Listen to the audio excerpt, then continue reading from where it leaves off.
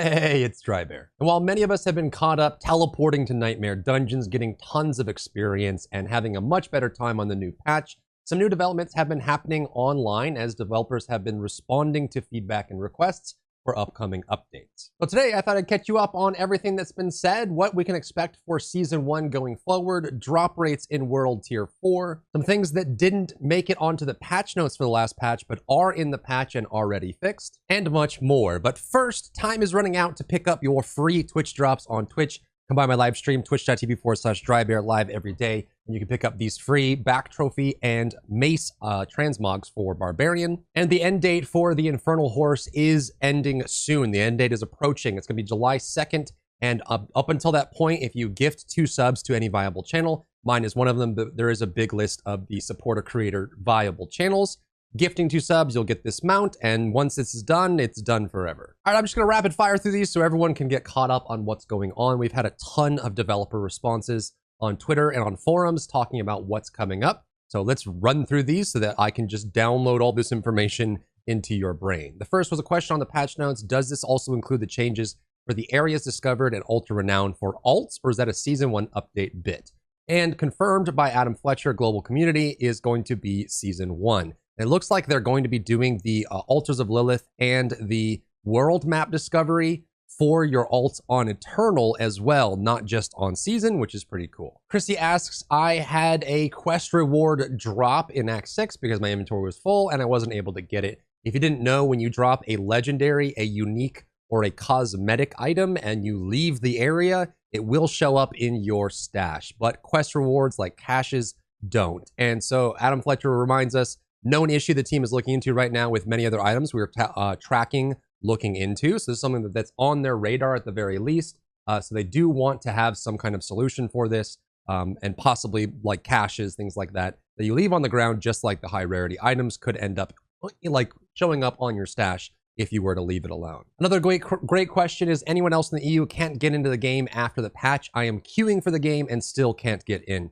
This was happening during the DDoS attack as well as the update. So something to be aware of for future is that when they do have a very serious service outage, it does seem like Diablo 4 handles that by saying either you don't have a valid license for the game or that the game is unavailable. And in this case, a lot of people freaked out because they said, I don't have a valid license. I paid for the game. What's going on? I don't know why it says that, but that just be aware that if you can't get in during patch time, or if there's another, denial of service attack, you could actually be getting those errors when you do have access to the game, and it's something that they are working on to try and improve. Another cool one is the Blighted corpse explosion visual was stacking without having some kind of treatment to layer it properly so that you can actually see when it's on the ground.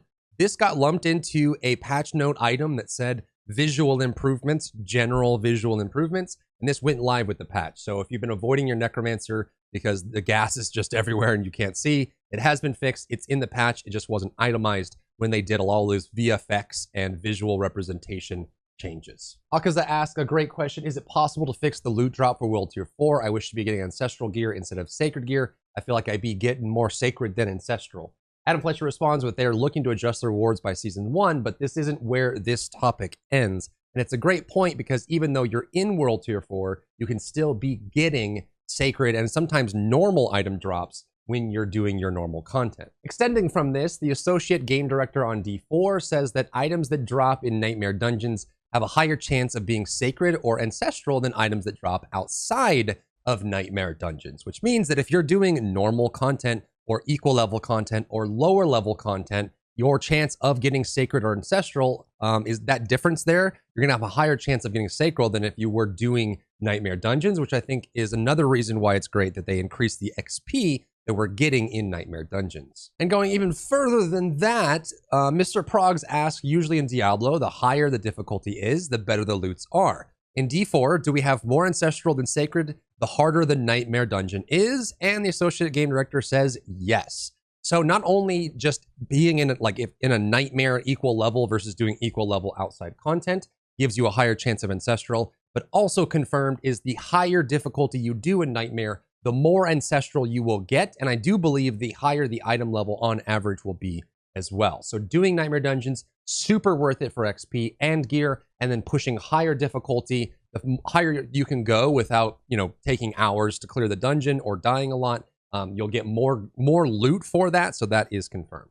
Another big question on everyone's mind is, we were told that there's a 13-page long patch that's huge and coming for season 1, and then they rushed out this quick cert feel-good patch before season 1 dropped. And so the question is, how much of that 13-page patch was gutted and moved over to this earlier patch, and what can we still expect for the season update? And Adam Fletcher says most of it is in the patch that we just got. We will still get other items from S1 to address some other issues, and of course, this patch doesn't include any of the seasonal stuff, but I guess this is most of what we were expecting to see for balance changes and for improvements, along with, you know, Nightmare Dungeon, teleporting Nightmare Dungeon XP, which based on this response tells me that this is going to be most of the balance and quality of life that we were expecting from the Campfire chat going into the patch that we just got. And then going forward into the season 1 patch, it seems that they're going to pick up whatever that, you know, was left over. They still want to get into the patch, but primarily is just going to be season 1 content, which we know is going to be new uniques, new legendaries, new content, new activities, the seasonal servers, all of that kind of jazz. Another one is the issue with cosmetics. One or more of the cosmetics in the store is not presenting itself properly. This looks like just a modeling issue or a representation issue, and it is specifically for the Necromancer skin here. And Adam said that they do have a fix lined up, and hopefully that does adjust for future, as you never really want real money value purchased items to go unrepresented in game. A big one on everyone's mind is any fix for the server stutters and lag. Server corrections are rampant in Diablo 4 right now, especially in the overworld when you're on your mount or you're doing anything that makes you move fast, like a dodge. The associate game director says the patch we just got does have some performance and stability improvements in it, but we will continue to identify these opportunities over time, which tells me that there's no major breakthroughs or intended fixes coming for the next patch on that. And just in general, server correction of that magnitude is a very difficult challenge to solve, and one that does take a lot of effort. But based on this response, I wouldn't expect anything in the near, next 4 weeks or even in season 1 that's going to drastically improve the massive stuttering and the server corrections that happen. So that's a bit of a bummer. Another question is, do you want to do NFTs? Elevated says, in a perfect world with no restrictions, would you consider making NFT cosmetics? I guess what I'm asking is, what are your thoughts on NFT? And Joseph responds, no. So I think that they very specifically made no trading for legendary and unique items, no real gameplay purchasable options for your character, and no real money auction house for the game, because they didn't want to repeat what happened with D3. So I would be shocked if they would be on board with making NFT style content in Diablo 4. And confirmed by the associate game director, the answer is no. Another excellent question, a feature that exists in Lost Ark, is can we change the color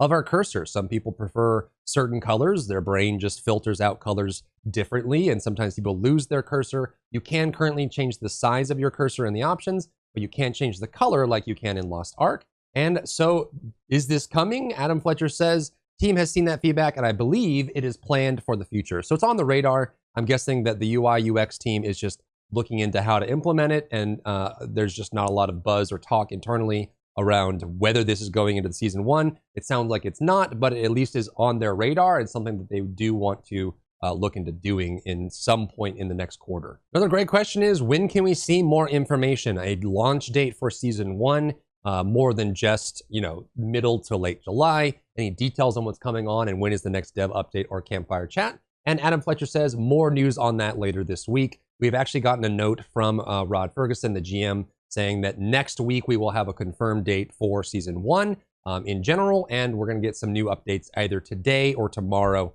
for the news and details of what they're going to be talking about next. And there it is, your run through, your speed run of what's been going on, responses from devs, and what we can expect in the coming weeks. So hopefully this was a nice, real check-in on the pulse of what's happening. If you found value in the video, leave a like down below, leave a comment for the algorithm to help this video get seen by more people, and I'll see you on my live stream. If you enjoyed yourself today, leave a like down below. You can support me and my work on Patreon and view Patreon exclusive content, link in the description.